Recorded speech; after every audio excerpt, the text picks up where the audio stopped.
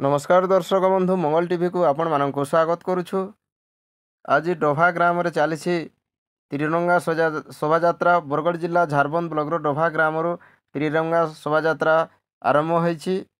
झारबंद मंडल सभापति चिंतामणि राउतुंक तत्वावधान रे चली त्रिरंगा शोभा यात्रा। एथिरे वरिष्ठ बीजेपी नेता तथा पद्मपुर निर्वाचन मंडलीर विधायक प्रार्थी श्री गोवर्धन भोए, वरिष्ठ बीजेपी नेता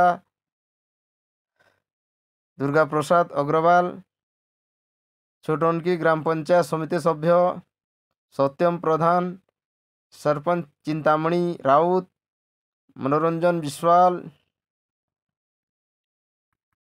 सुभाष साहू आज विभिन्न संगठन मध्य सामिल होइथिबार देखिबाको मिलिछि।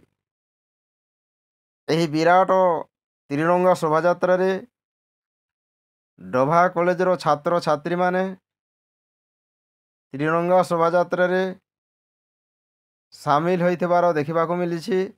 ता सहित डोभा हाई स्कूल रो छात्र छात्री माने त्रिरंगा शोभा यात्रा रे सामिल होइथिबार दृश्य देखिबाको मिलुछि। समस्तଙ୍କ मनरे उत्साहर सहित गोटे गोटे त्रिरंगा झंडा धरी स्लोगान दौथिबार मध्य देखिबाको मिलिछि। ता सहित एही विराट त्रिरंगा शोभा यात्रा रे डोभा कॉलेज रो अध्यापक अध्यापिका माने मध्य सामिल होइथिबार देखिबाको मिलिछि। डोभा हाई स्कूल रो शिक्षक शिक्षयित्री माने मध्य सामिल होइथिबार देखिबाको मिलुछि।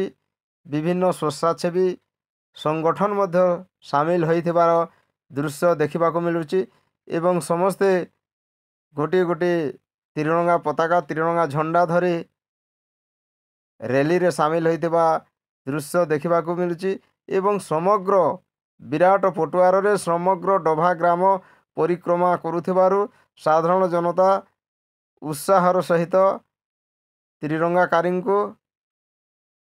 स्वागत जनाउथिबार दृश्य मध्य देखिबारको मिलुछि। आपण माने देखि पारुथिबे हाईस्कूल रो झियो माने केमिति झंडा धरे रैली रे सामिल होइछन्ति। केते सुंदर भाबरे देखा जाउछन्ति तांकर साज सज्जित यूनिफॉर्म ड्रेस माध्यम रे समस्ते त्रिरंगा पताका धरिछन्ति एवं स्लोगान दौछन्ति विभिन्न प्रकार, जहा फल उत्साह देखिबाको मिलुछि। समस्ते झंडा धरी हाथ रे आगे चली नगर परिक्रमा करुछन्ति समग्र डोभा ग्राम को। चलंतु सीधा सड़क दृश्य देखिबा कौन सबू रही त्रिरंगा शोभा यात्रा रे। हर घर त्रिरंगा शोभा यात्रा रे समस्ते सामिल होइछन्ति। डोभा ग्राम रे विभिन्न स्वच्छासेवी संगठन माने मध्य सामिल होइथिबार दृश्य देखिबाको मिलुछि। ब्यूरो रिपोर्ट मंगल टीवी।